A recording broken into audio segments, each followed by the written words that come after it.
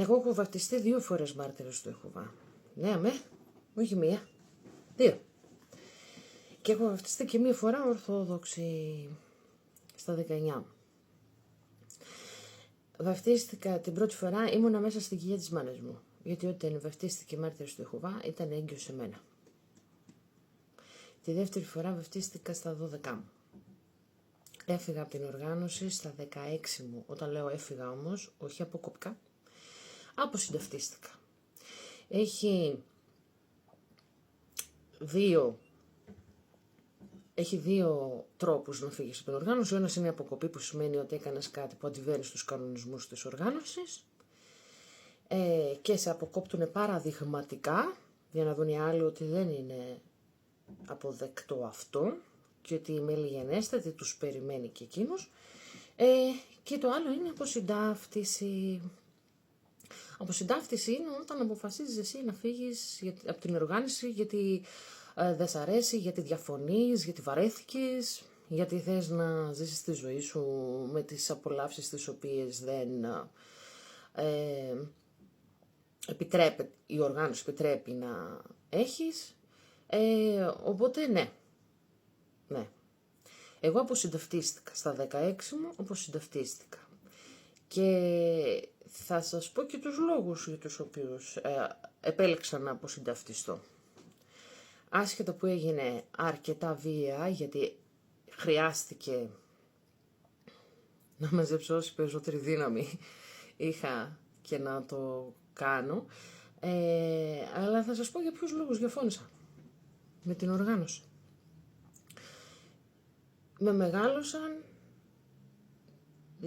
Μεγάλωσα μελετώντας τη βίβλο στη μετάφραση του Βάμπα, γιατί αργότερα η οργάνωση έβγαλε τη μετάφραση νέου κόσμου της βίβλου,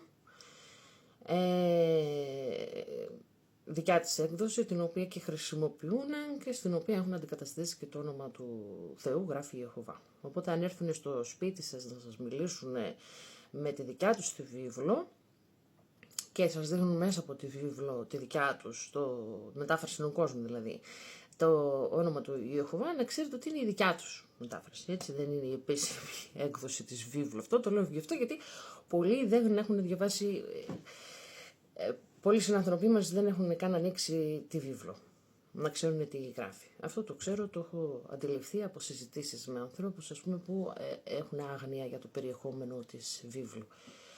Εκεί λοιπόν που μάθαινα πάνω στη βίβλο,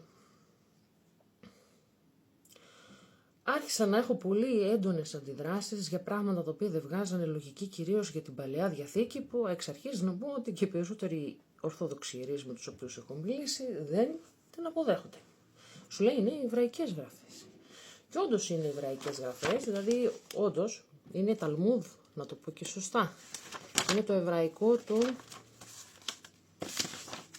θα σε πω, εδώ έχω σημειώσεις, να το δω στον Εύρο. Θα επανέλθω στον Εύρο, παιδιά, σε επόμενο βίντεο, γιατί έχουμε πολύ σημαντικές εξελίξεις που πρέπει να δώσουμε σημασία. Ταλμούδ, ναι, Ταλμούδ. Έχω δέπει και δεν θυμάμαι όλα τα ονόματα, παιδιά. Δεν ξέρετε, έχω αυτό το θέμα. Αλλά δεν πειράζει, γιατί όσοι έχουν δέπει κινούνται ανάμεσα από σκέψεις και εικόνες συγχρονοτετέ. Λοιπόν, το Ταλμούδ είναι το κεντρικό κείμενο του ραβινικού Ιουδαϊσμού. Και τι δεν μ' άρεσε τώρα εμένα στο Ταλμούδ που λέγεται Παλαιά Διαθήκη. Αρχικά εγώ πήγαινα στο σχολείο και στο σχολείο μας κάνανε τη φωτοσύνθεση. Πώς δουλεύει, πώς ζουνε τα φυτά, πώς δουλεύει η φάση με τη φωτοσύνθεση με τον ήλιο, το οξυγόνο, τι ακριβώς γίνεται σε αυτή τη γη. Παλαιά Διαθήκη, επουδενή, το βιβλίο της Γέννησης δεν περιγράφει τη δημιουργία του πλανήτη Γη, της ζωής και των ανθρώπων. Σε καμία περίπτωση. Είναι λάθος. Είναι τελείως λάθος. Την τρίτη μέρα σου λέει τα φυτά, την τέταρτη τον ήλιο το φεγγάρι. Και μετά σου λέει τα πήρε και τα έβαλε στη θέση του στο στερέωμα για να γίνει φως. Ναι. Και κάθε μέρα μεταξύ της είπαμε είναι χιλιάδες χρόνια. Οπότε τα φυτά πώς ζούσαν χωρίς φωτοσύνθεση. Ο Κάιν πώς Αφού είναι η πρωτόπλαστη Αδάμ και η Εύα, ο Κάιν πώς όταν τον διώξανε γιατί σκότωσε τον αδερφό του τον Άβελ, έφυγε και πήγε και έκανε οικογένεια και διοίκησε και πόλη μάλιστα. Πού τη βρήκε τη γυναίκα? Ο Ιώβ, η ιστορία του Ιώβ, παιδιά, με απασχόλησε πάρα πολύ. Πάρα πολύ, γιατί δεν γίνεται να μου λες από τη μια ότι ο Θεός είναι Θεός αγάπης και από την άλλη να μου το βγάζεις ότι παίζει τζόγο στοίχημα με τον Σατανά, γιατί για όσους δεν ξέρουν την ιστορία του Ιώβ, υποτίθεται ότι ο Σατανάς πήγε στο Θεό και τον προκάλεσε. Του λέει, έχεις τον Ιώβ εκεί, σε λατρεύει, σε κάνει σαράνι, γιατί τα έχει όλα. Να δεις άμα τα πάρεις όλα θα σε βλασφημίσει, θα γυρίσει και θα σε βλασφημίσει. Και το παντάει λέει ο Θεός. Κάνε του λέει ότι νομίζεις μόνο μην αγγίξεις τη ζωή του. What? Τι φάση? Όχι. Ποτέ. Δηλαδή, δεν έχει να μαθαίνεις ότι ο Θεός είναι αγάπη και απ' την άλλη, μου λες ότι θωριόταν ο ζωντανός απλά πήγε να δεν είχε τι να κάνει, δουλειά δεν είχε ο διάλογος άμα για τα παιδιά του και πήγε στο Θεό να τον προκαλέσει και του είπε οκ, αλλά πήραξε τη ζωή του. What? Όχι, δεν μου κάνει, δεν μπορώ να το δεχτώ, και τους το είπα. Αλλά δεν είχαν κάποια απάντηση να μου δώσουν. Και έχει συνέχεια. Δεν σκάρωσε μόνο εκεί. Στο ότι παρουσιάζει το Θεό Τζογαδόρο. Σου λέει πήρε φορτσάρε ο Σατανάς. Ξαφάρισε την οικογένειά του. Γυναίκα, παιδιά, αυτά όλα χαθήκανε. Ζώα, σπαρτά. Έμεινε στον άσο. Και άρρωστος, γεμάτος σπηριά. Παντού. Και απέδειξε, λέει. Και πάλι δεν γύρισε να βλασφημίσει τον Θεό. Και ο Θεός τον αντέμιψε και ξανά απέκτησε οικογένεια και ζώα και ό,τι είχε πριν και περισσότερα. Οκ. Αλλά με τη γυναίκα του και τα παιδάκια του, τι φάση? Εφόσον και η φάση με την Ανάσταση ισχύει μετά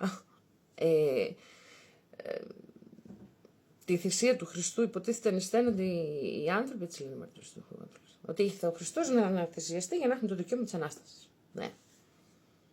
Άρα αυτά τα παιδάκια, αυτή η γυναίκα, δεν έχει αξία η ανθρώπινη ζωή.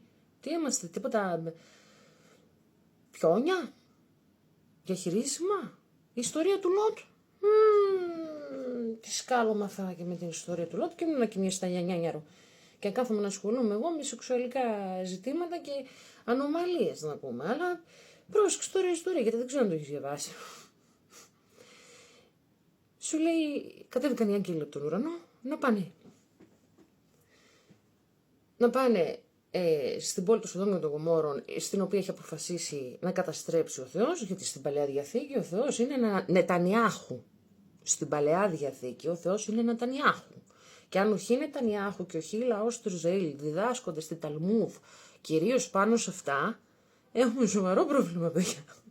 Έχουμε πολύ μεγάλο πρόβλημα.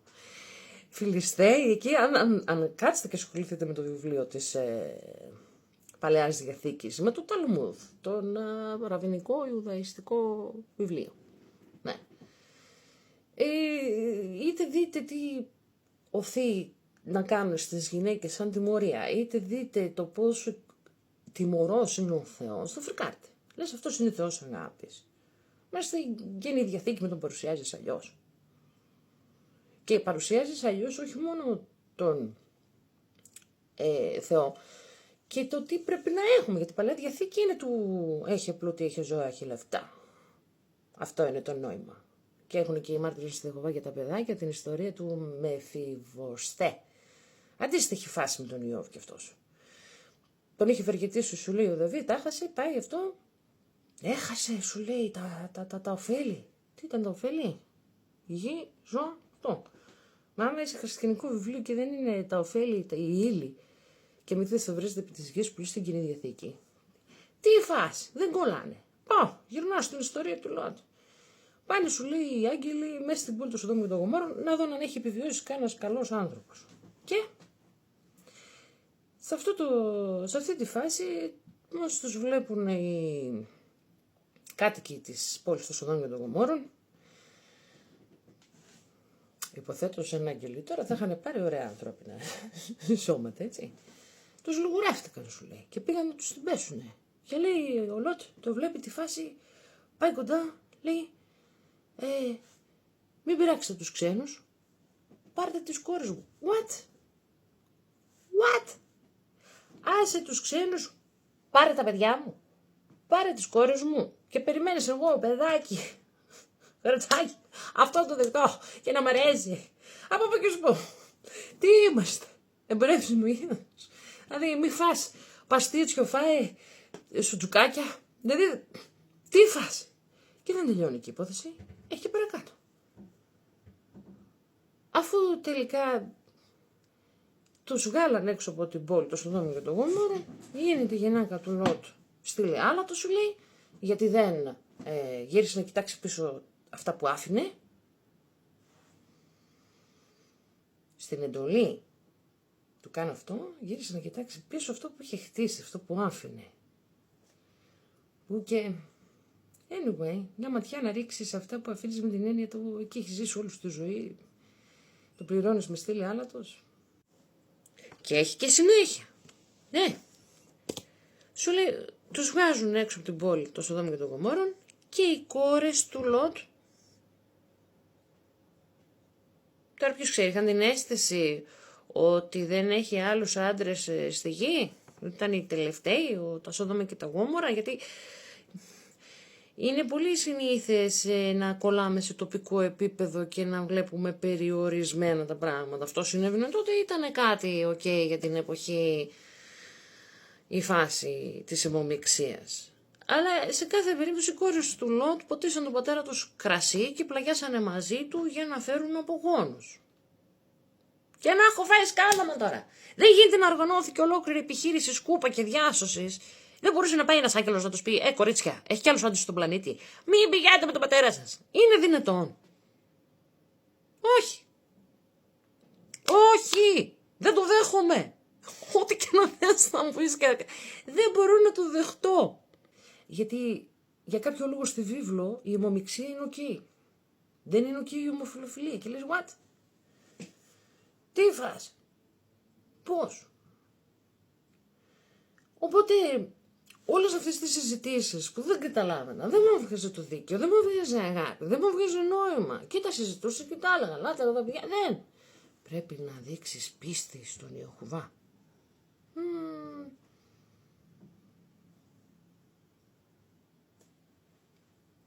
Ποιος άλλος παράγοντας έπαιξε τρομερό ρόλο για να φύγω εγώ από την οργάνωση?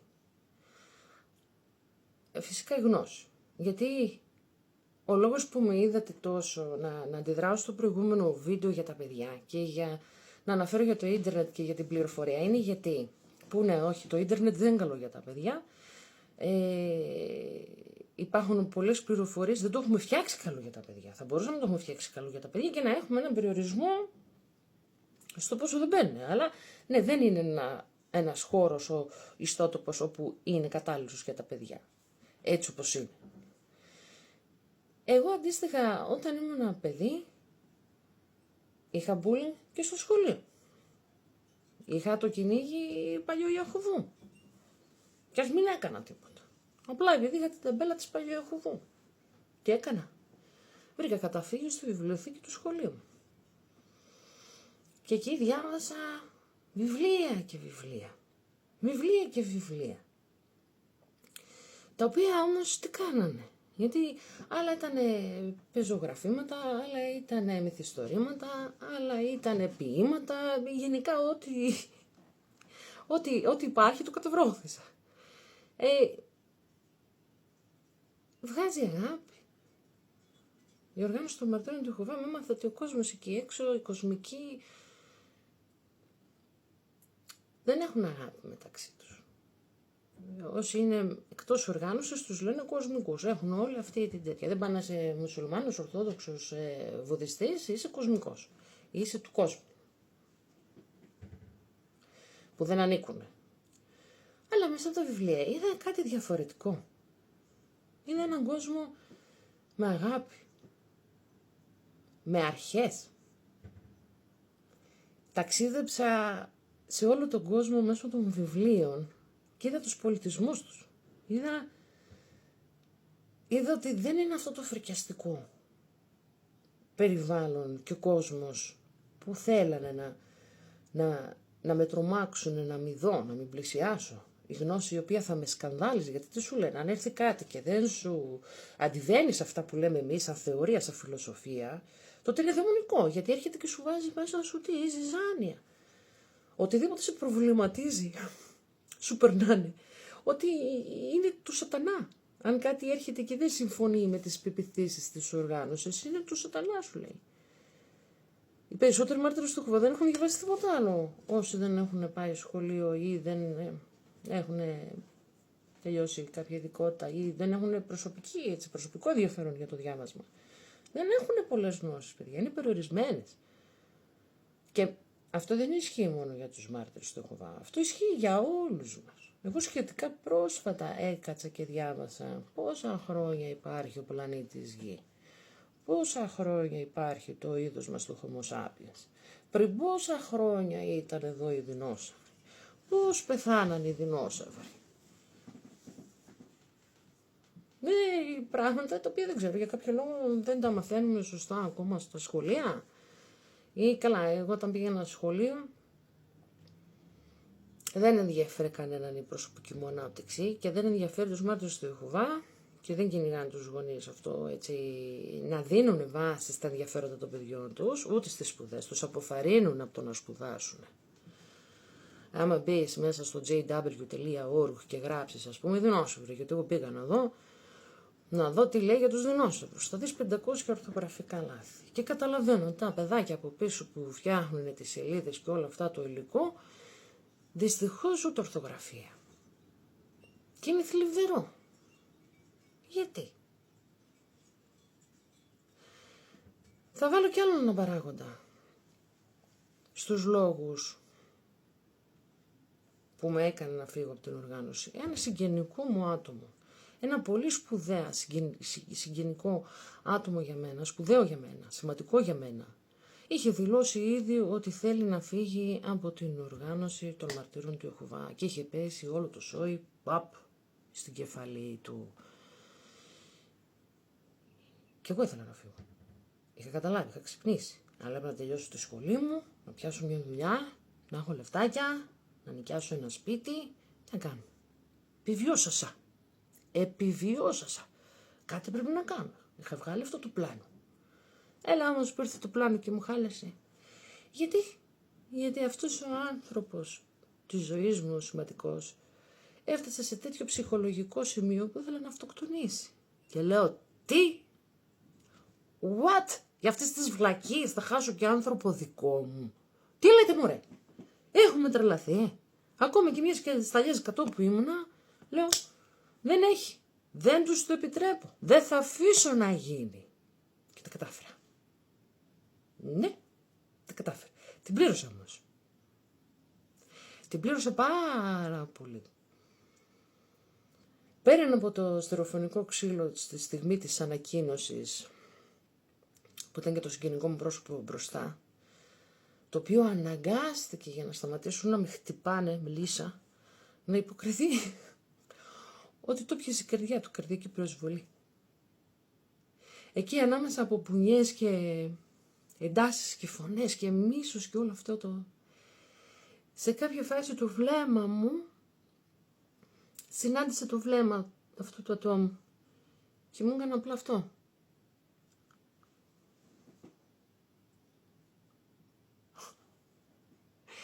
Ναι, γιατί εγώ η αλήθεια είναι τρώω ξύλο, αλλά ανησυχούσα πιο πολύ. Τι θα γίνει αν έχει πάθει όντως η καρδιά, ήταν τόσο πιστευτό. Τι αναγκάζεται να κάνει, παιδί. Και παρακαλώ όλοι οι ειδικοί, γιατί δεν κοντοστέκομαι να συζητάω σε κάθε τι που λέω, τι επιπτώσεις έχει στον ψυχισμό ενός παιδιού και γενικά. Όλο αυτό. Αλλά όλοι εσείς οι ειδικοί μπορείτε από κάτω στα σχόλια ή σε δικές σας τοποθετήσεις, δημοσιεύσεις, η θρησκευτική βία η θρησκευτική βία, γι' αυτό με είδατε να αναφέρω και στο προηγούμενο βίντεο το όνομα του Χριστού, γιατί μιλάμε για θρησκευτική βία. Το μήνυμα του Χριστού ήταν αγάπη και δεν θα ασχοληθώ καθόλου με αυτό, γιατί αυτό πρέπει να είναι το μήνυμα για όλους μας, η αγάπη. Το ότι δεν συμφωνώ με τις εβραϊκές γραφές, δεν συμφωνώ με η Εκκλησία η Ορθόδοξη, αν πεις και γιατί τις έχουνε.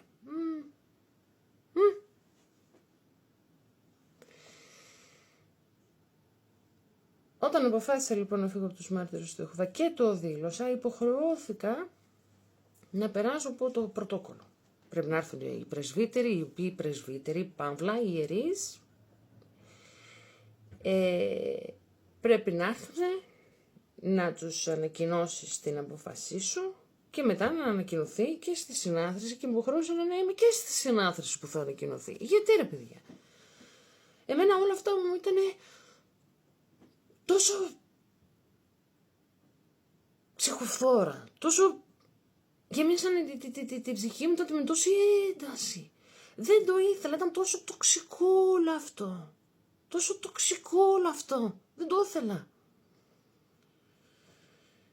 Και επειδή στα σχόλια, πως το αποδεικνύεις και παραμύθια λες, στο προηγούμενο βίντεο έχω βάλει εκεί στους αδερφούς μου, στους μάρτυρες του Ιεχωβά που έχουν μπει να σχολιάσουν από κάτω συνδέσμους με δικαστικές αποφάσεις από όλο τον κόσμο, σε κάθε σχόλιο, ίσως και 2 συνδέσμους, επίσημες δικαστικές αποφάσεις όπου καταδικάζονται οι πρεσβύτεροι των μαρτύρων του Ιεχωβά και. Μπορείτε να μπείτε να τα δείτε, μπορείτε να κάνετε μόνοι σας έρευνα, αλλά δεν το έχετε κάνει γιατί είναι δαιμονικό. Άμα δεις κάτι και είναι αλήθεια, είναι δαιμονικό. Δεν ισχύει. Είναι αυτό.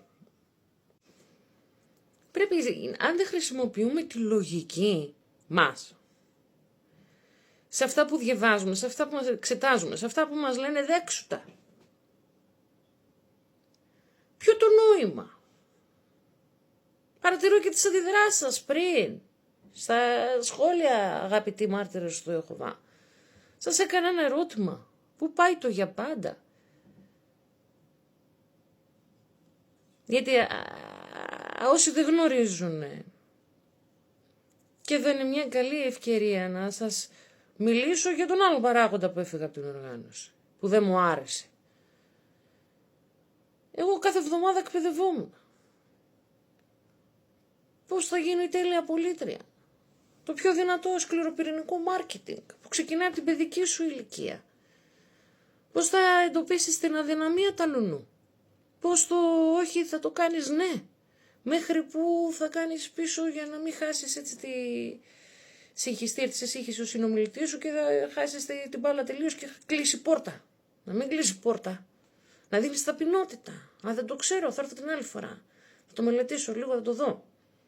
Να μιλήσω με έναν πρεσβύτερο. Θα πάνε την άλλη φορά με πρεσβύτερο. Αν κάπου κάποιος είναι ζώρικος και τους πει κάτι που δεν καταλαβαίνουν, θα ζητήσουν ενισχύσεις, backups. Αλλά πώς λέγεται πώς θα το περιγράφατε εσείς? Το να έχεις ένα παιδί και από την παιδική του ηλικία να το εκπαιδεύεις πώς θα χρησιμοποιεί την πλάνη. Γιατί αν όντως το μήνυμα του Χριστού ήταν πηγαίνετε σε όλα τα μήκη και πλάτη της γης και μιλήστε για τη βασιλεία του Κυρίου, παρακάτω τι λέει? Θέλουν να σας ακούσουνε, έχει καλώς. Δεν θέλετε να σας ακούσουνε, λέει, τεινάξτε τη σκόνη κάτω από τα πόδια σας και φύγετε. Αμχάρετς, λέει. Δεν λέει βρες 10.000 διαφορετικούς τρόπους για να πλησιάσεις τον άλλον και να του πεις ότι είσαι αδύναμος, έχεις χάσει κάποιον δικό σου άνθρωπο, σου μιλήσω για την Ανάσταση. Έχεις παιδάκια, καταλαβαίνω την ανησυχία σου, θα σου μιλήσω για την οικογένεια και μετά θα σε πάω στη Βασιλεία του Θεού και στον Αρμαγεδόνα και τι πρέπει να κάνεις για να έχεις την αιώνια ζωή. Το παραμύθι της αιώνιας ζωής στη γη είναι και το δέλεαρ, το τυράκι της οργάνωσης της εταιρείας Σκοπιά. Είναι το νούμερο 1 best seller επιχείρημα. Ο Φρόιντ τι είπε? Ότι τη ζωή ενός ανθρώπου την επηρεάζει καθοριστικά τα παιδικά βιώματα σεξουαλικά ζητήματα, το νου σας, τραμπ. Και όχι μόνο τραμπ, όλοι τους. Και φόβος του θανάτου. Ο φόβος του θανάτου είναι που κερδίζει προβάδισμα με την κασέτα για την αιώνια ζωή.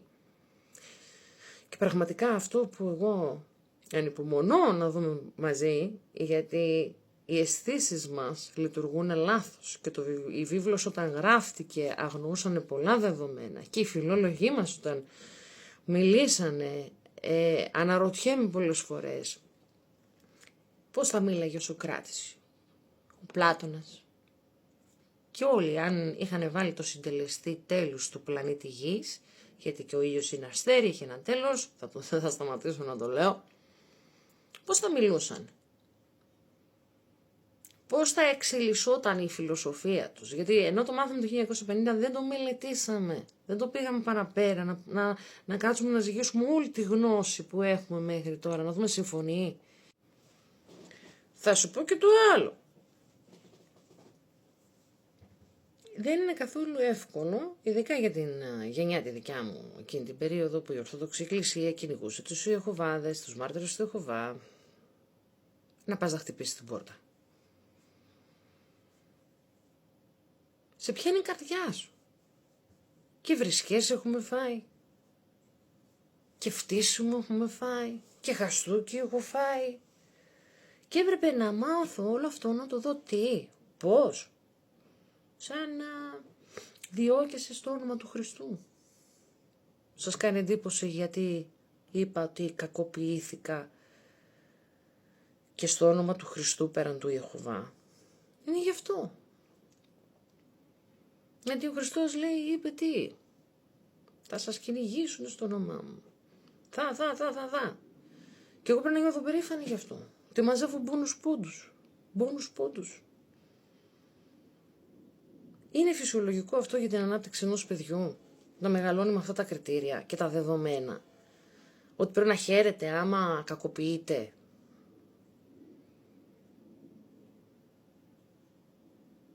Και στο σημείο αυτό θα ήθελα να σας συστήσω τον οδηγό επιβίωσης της παιδικής μου ηλικίας.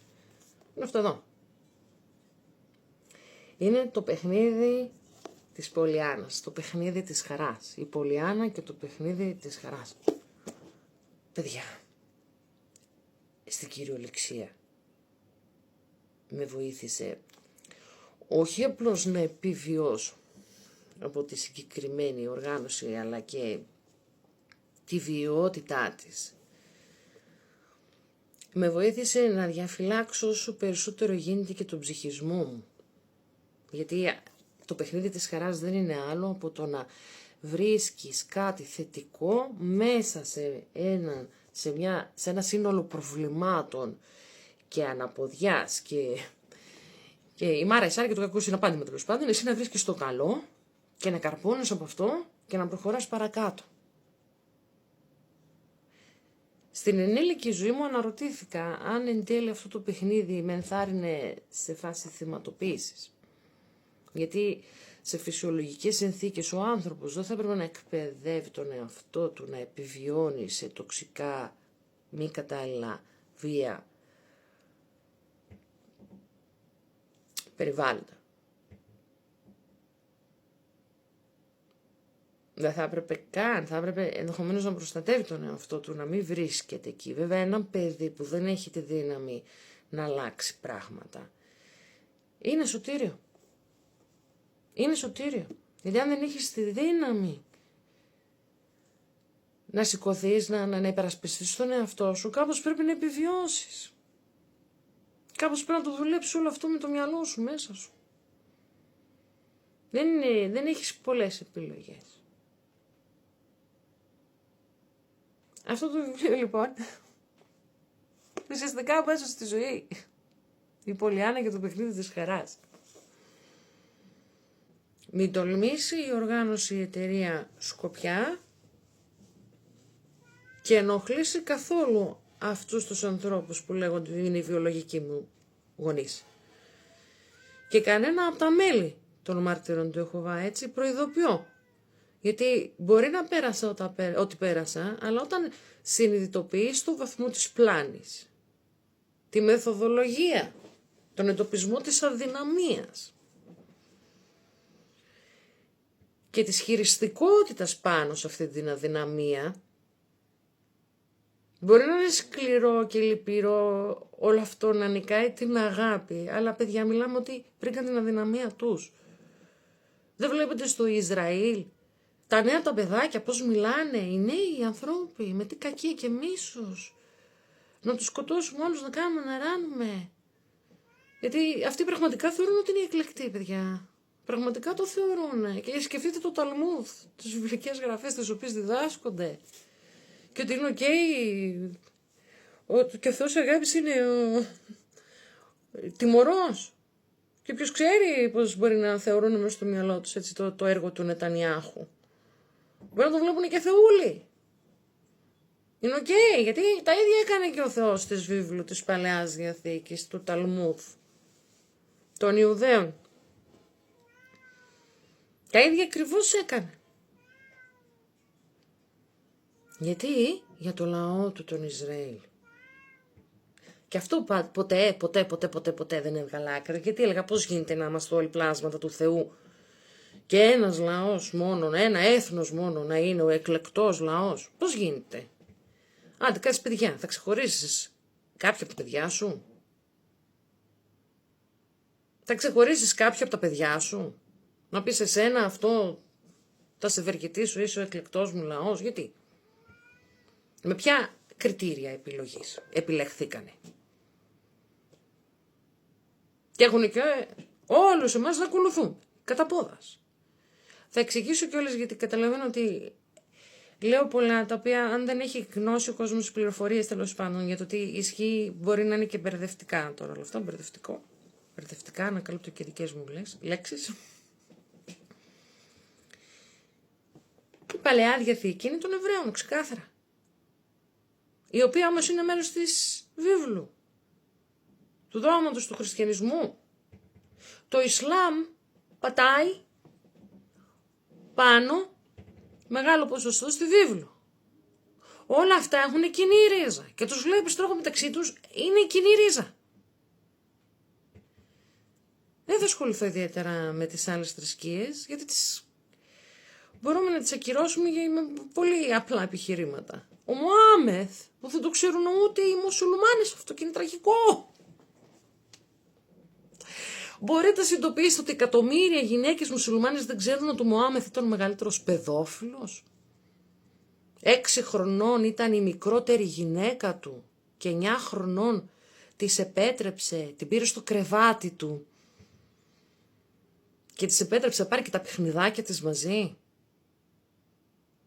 Ό,τι και να έχει πει ένας παιδόφιλος, δεν θέλω να έχω καμία έτσι επαφή και δεν θέλω να ασχοληθώ καν.